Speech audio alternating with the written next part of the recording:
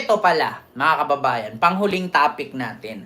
Alam nyo ba na ang religious group nag-launch ng 1 million signature drive for BP Sara's impeachment, People's Impeachment Movement, na pinangunahan ni Father Flave ba? Flave ba ang pangalan nun? Father Flave?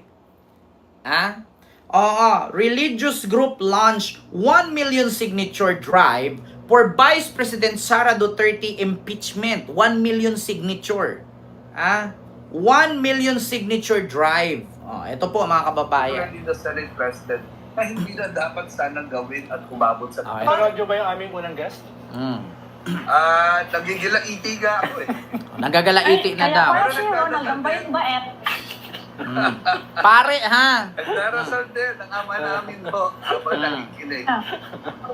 Actually mga kababayan, siya po ay si Father Flavi ba? Ang pangalan, correct me if I'm wrong ha. Isa siya sa nanggagalaiti na kung bakit daw ang tagal. Ang tagal daw ng impeachment ni Sara, kaya nag-launch po sila ng 1 million signature drive for Vice President Sara impeachment. So ito po, Father, how was the event today? Were you able to collect 1 million signatures? Bilis naman nun. Bilis naman It was just a start, it was a kickoff. But let me also clarify, I hope my co-conveners agree with me that if the Senate, particularly the Senate President, only is able to accomplish his task well, baka hindi naman kailangan ng humingi ng 1 million signature eh. Diba? We're doing this because out of what he is saying or belittling, that there's no clamor. But the House of Representatives has already spoken. Signatures have been signed.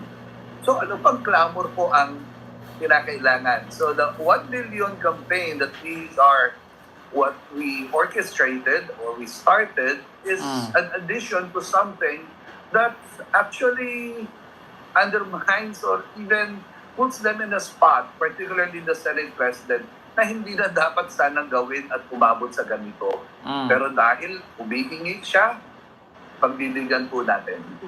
Pero Father, sabi nga ni former Senate President Drilon and other legal luminaries, hindi naman kinakailangan ng clamor para sundin yung mandate o commandment ng konstitusyon na magkaroon ng trial forthwith, forthwith. Pero yeah. Actually mga kababayan, tama naman ang sabi ni dating Senate President Drilon na hindi na kailangan ng clamor at saka hindi na kailangan ng mga signature na yan. Ngayon, kung gusto talaga at siseryosuhin talaga ng mga politisya na i-impeach si Sara, hindi na dapat patagalin pa. Bakit?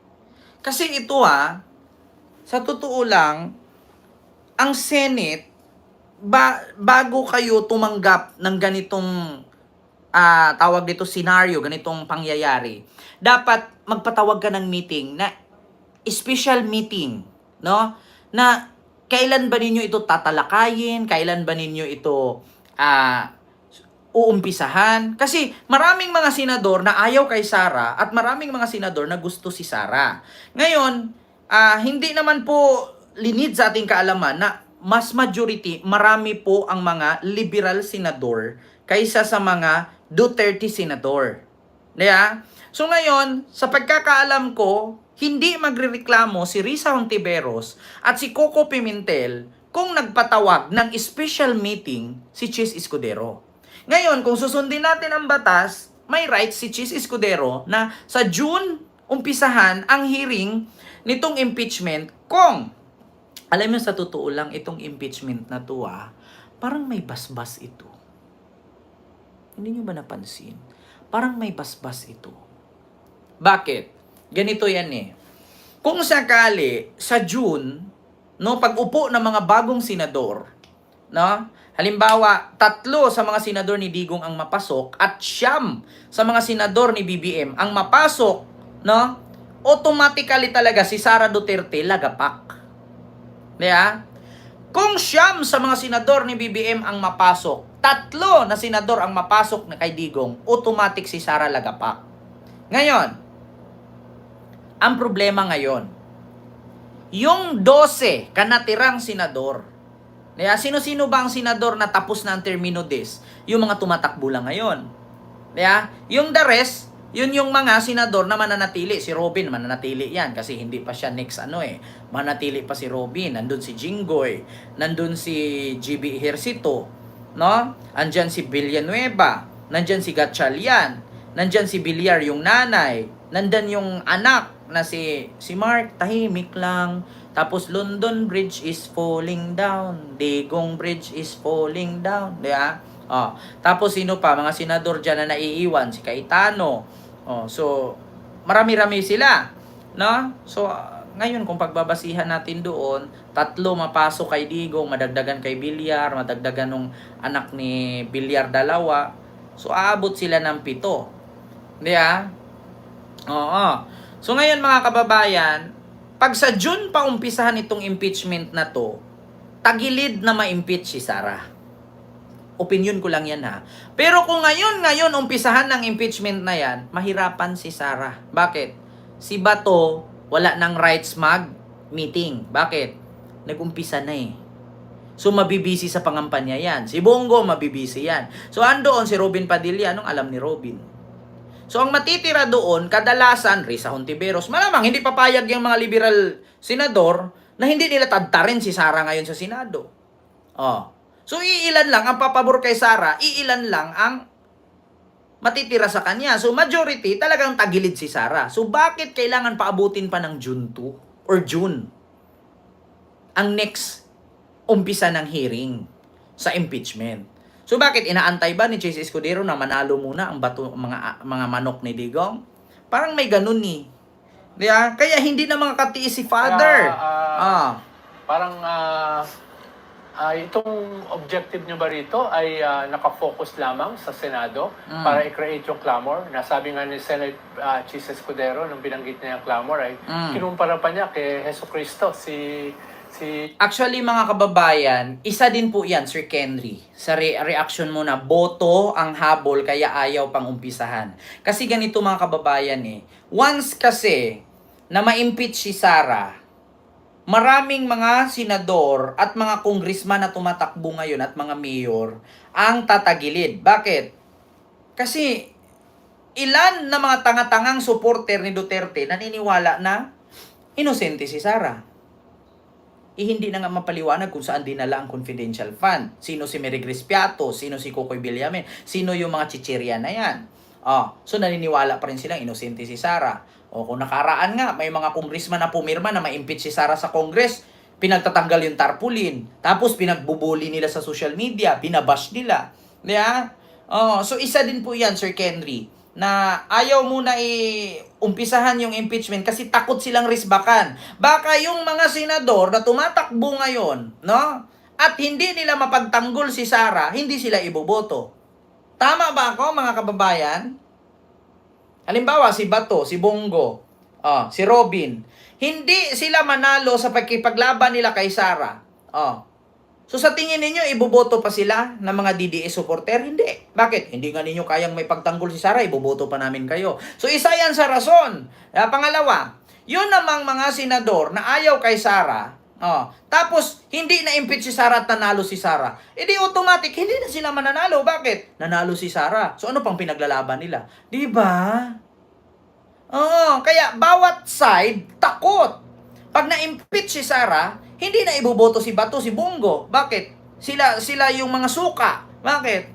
Hindi nyo nga napagtanggol si Sara Iboboto pa namin kayo. Sasabihin ng mga DDS yan ngayon.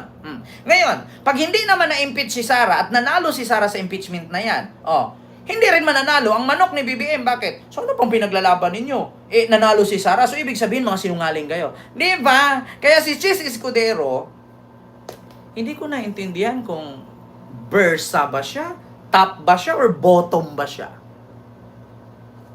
Diba? Hindi ko siya maintindihan kung patas lang ba siya, neutral lang ba siya. Wala siyang kinikilingan sa kabila, wala din siyang kinikilingan sa kabila. Pero ang problema lang kasi dito, tinitimbang nila. Pag hindi na-impeach si Sara, talo manok ni BBM. Kasi yung sabihin, tingnan nyo, si Sara, tama. Tama si Sara, nanalo. O, hindi na kayo iboboto. Bakit? Inanalo eh. O, ngayon naman, pag natalo si Sara, manalo manok ni BBM. Patay. Patay sila Bato.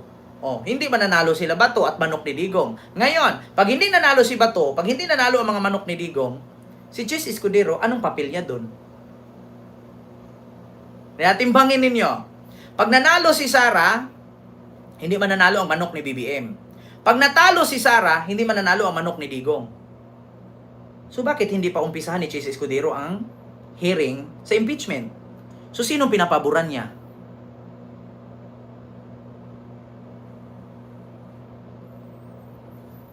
Pag hindi na-impeach si Sara, hindi mananalo ang manok ni BBM. Diba? Pag na-impeach si Sara, hindi mananalo ang manok ni Digong. Oh. So anong papel ni Chis Escudero? Hala, sorry mga kababayan, magkano ba? Sipin yung mabuti Pag sa side ni BBM, pag hindi na-impeach si Sara, syempre, okay lang kay Chis yon. Side ni BBM, hindi manalo.